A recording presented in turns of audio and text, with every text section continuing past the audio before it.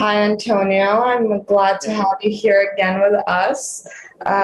Just in time, about 6 days before your Yoga for Grief Relief retreat starts. That's on June 16th to June 19th. And we actually decided that we are going to have it both in person on site on Paradise Island, Bahamas, and as a hybrid model. So it's also available to people from the comfort of their own home. They can actually register and take the course online, which is really exciting and definitely gives people a lot more opportunity. Mm-hmm. And it matches the modern times when it does, definitely. So without further ado, why don't we just dive right in and kind of start talking about grief right away with the first question, which is, what is grief? All right.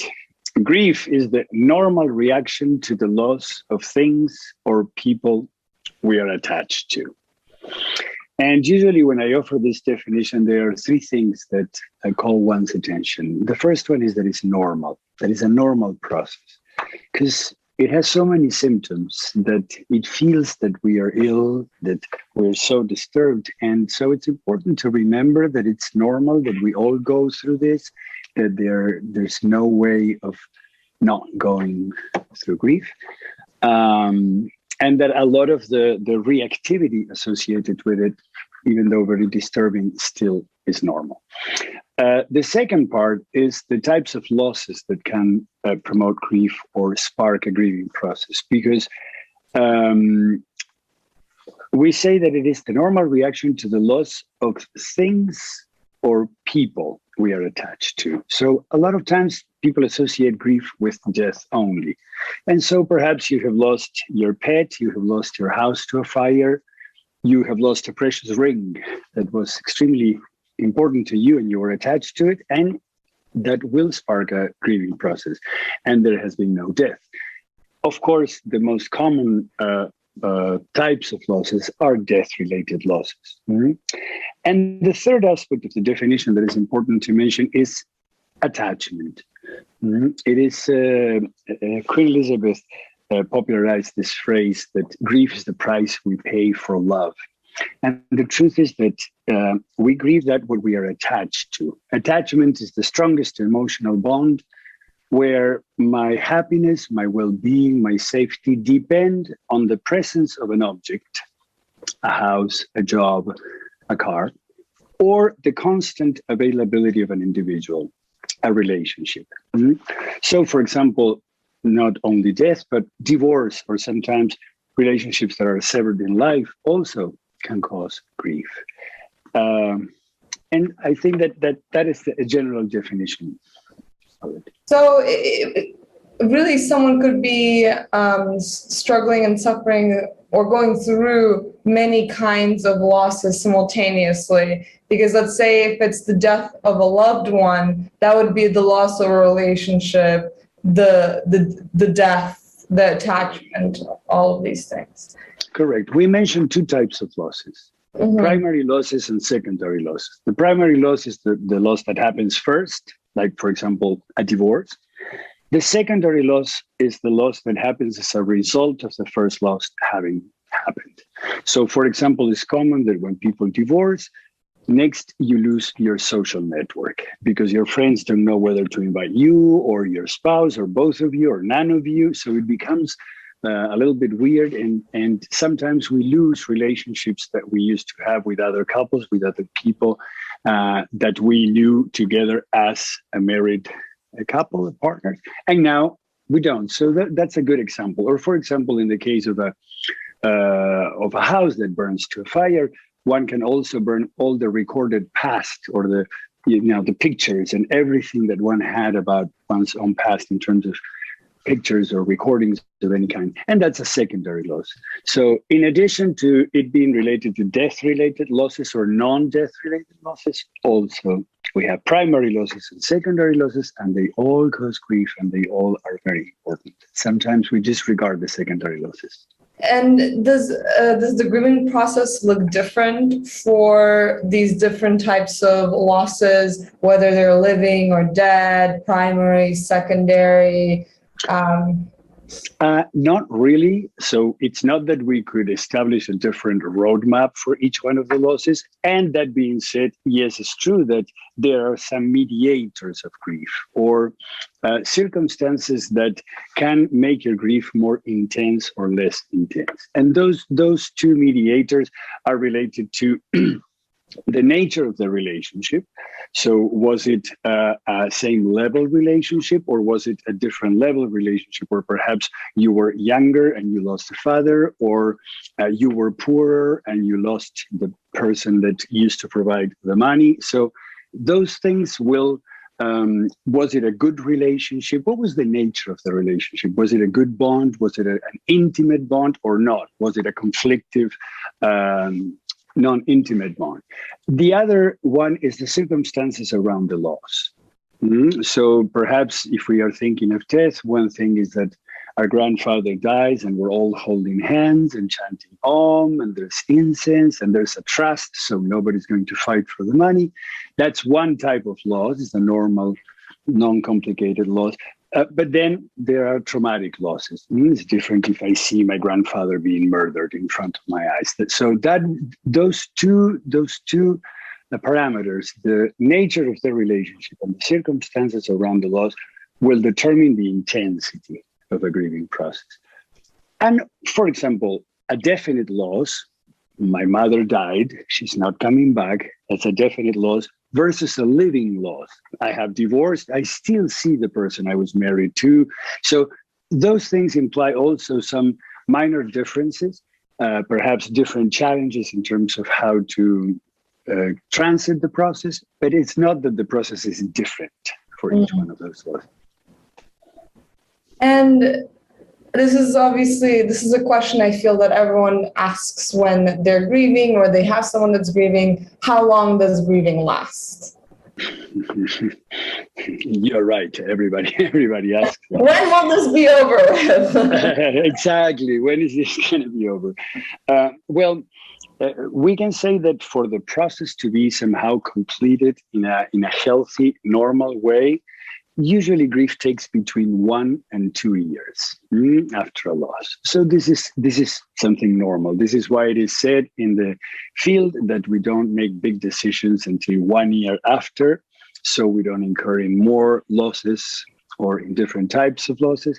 And sometimes the second year could be even more difficult than the first one, because sometimes in the first year is the years of the first Christmas, first Thanksgiving, first anniversary, first birthday, and one feels that we did it, we made it.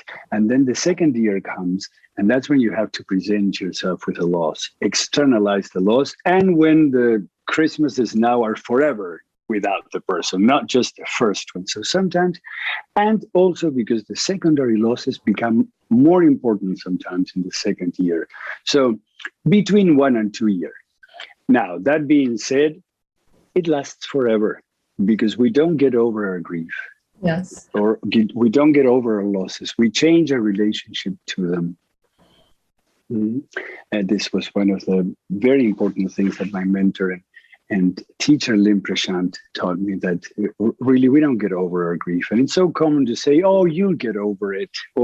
And sometimes that it's so upsetting because well, it's 5-10 years after and one still is somehow feeling. And so questioning, what, did I do something wrong? No, it's not wrong.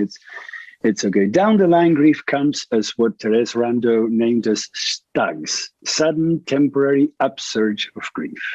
So you're okay, you're having your normal life, and then all of a sudden you're inundated by grief. It's sudden and temporary. It doesn't take 1 to 2 years now to overcome this this bout of grief.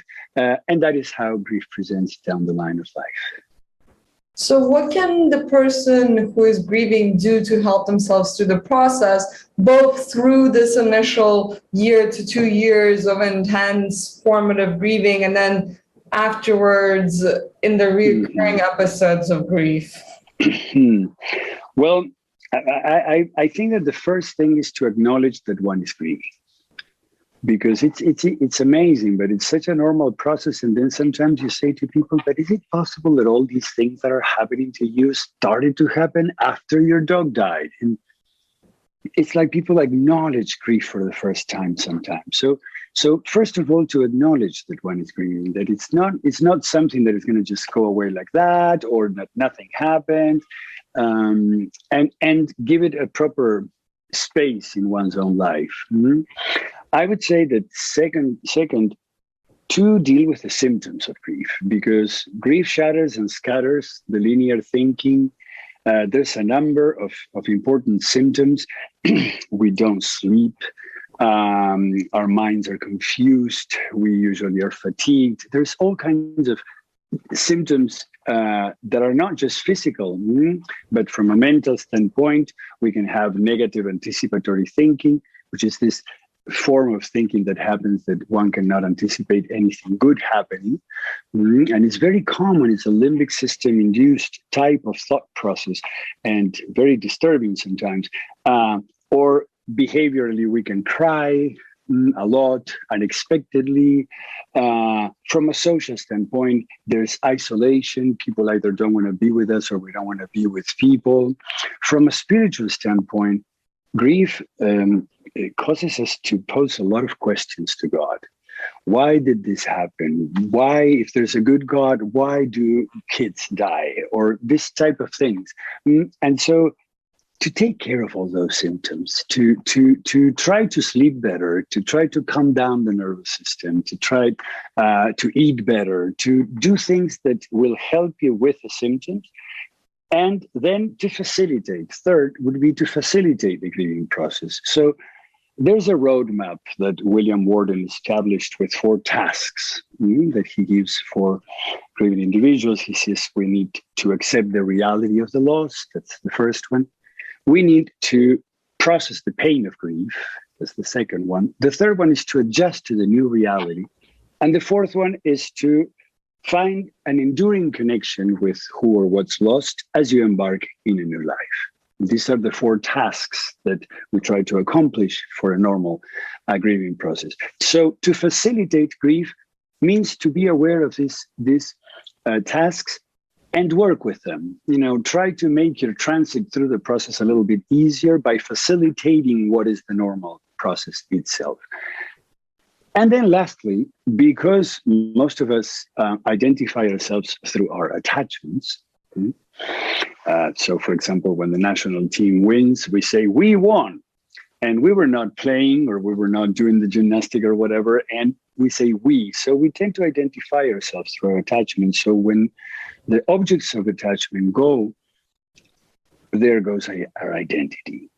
And so one continues being somebody, but not always one knows who one is. Sometimes important losses can really shatter shatter your identity in a way that then a re-identification process is needed. You need to find who you are. And this is something that comes more down the line, as you said, after the 2 years, and that relates more to capitalizing on grief, understanding what grief has taught us, particularly about attachment. The very important teaching of grief is that all things are impermanent, and we have forgotten.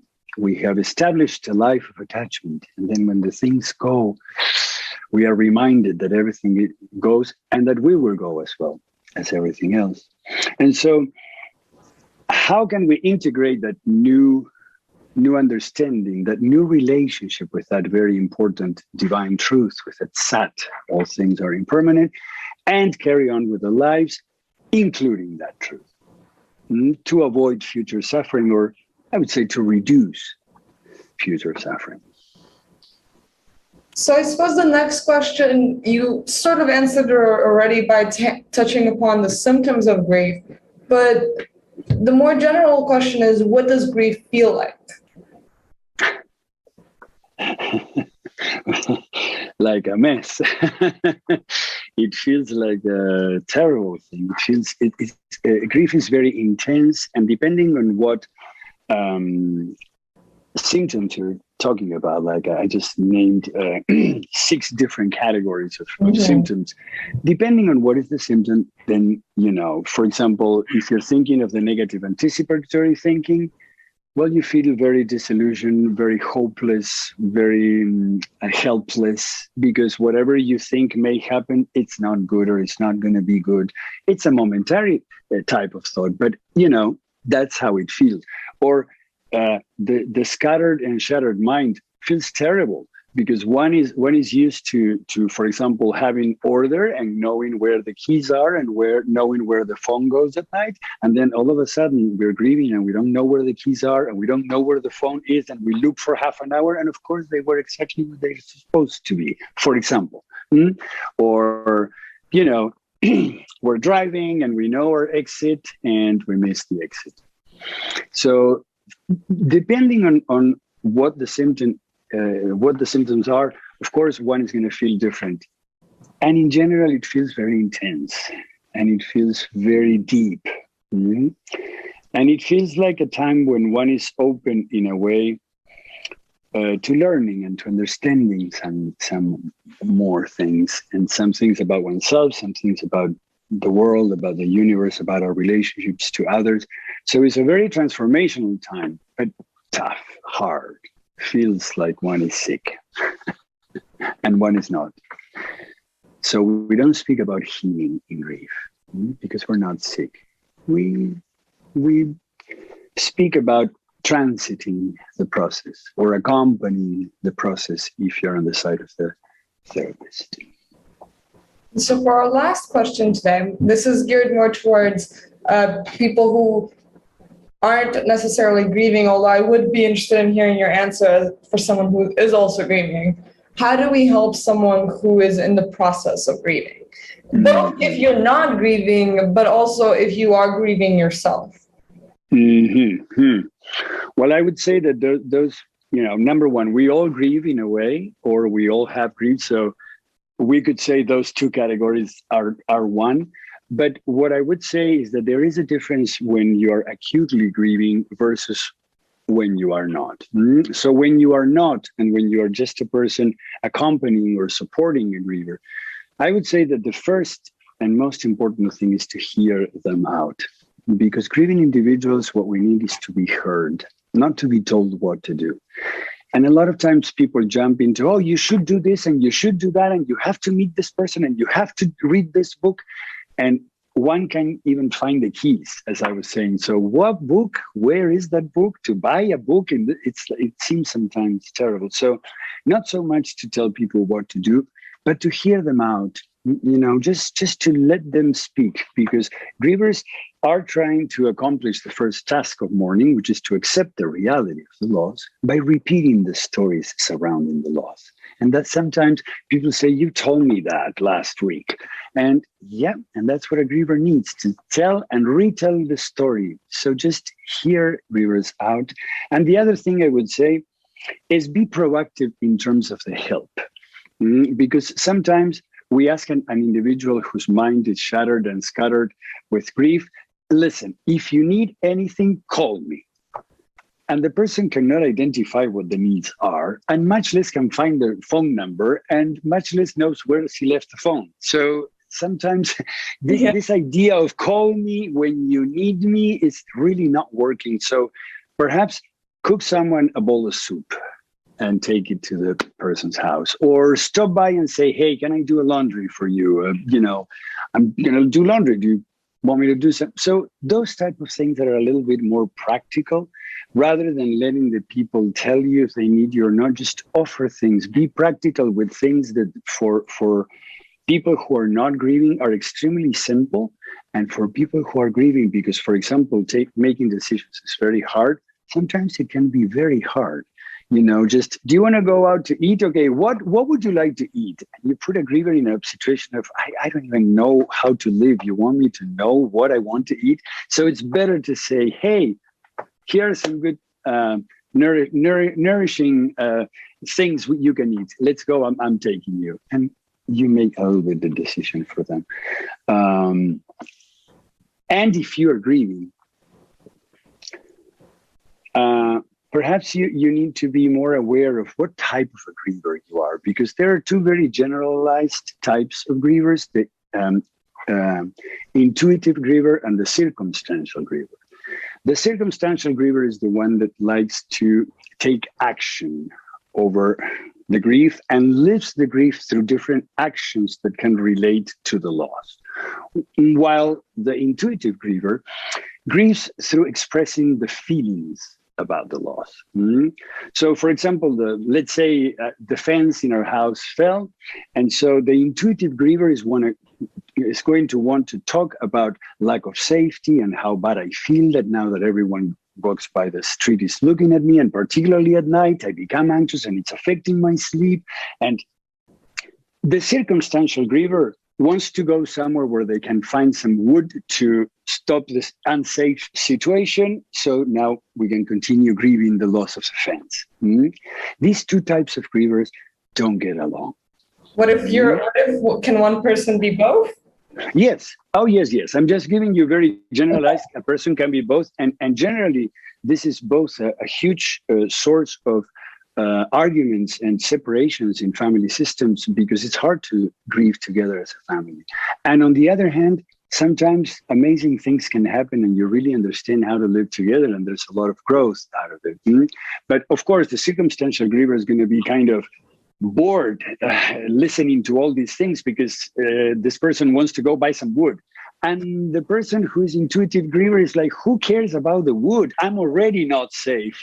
So these two types. So if you're grieving, I would say tap into what is your type of griever, what type of griever you are, and be patient with the other griever. And perhaps jump on the track, and while you go to get the wood, you can talk about the feelings, and the person wanting to go to the lumber store can say, okay, why don't you come with me and you tell me what's going on while we drive so we can live together. Excellent. Yes. Thank you so much, Antonio. Yes, Kari, yes. I'm not sure if you have any other things that you would like to mention before we wrap things up. Not really, other than I am excited about this possibility, and also because due to the pandemic, we have lost so many of the things that we were attached to. And in fact, I have created a global grief survey that I am about to now offer the conclusions that we arrived to, and it's amazing. And it was a very unique situation in the world where at the same time, all of us lost so much of what we are attached to. So I think we are a little bit in a global grief process. And like we were saying for the individual, because we identify ourselves through our attachments, when we lose those things we're attached to, we lose part of the identity. The world has lost part of its identity. It's now the world is a little bit of a interesting thing with ways that are not completely settled, that not all of us know, but obviously there are a lot of things that feel new in the world. And I hope that it's to a new identity for the world. And I hope that more people also want to come to this retreat because of these losses as well, that are so important in this moment. Yeah, and just to repeat, your retreat is happening from June 16th to June 9th? To 19th, correct. Yes. It's 4 days.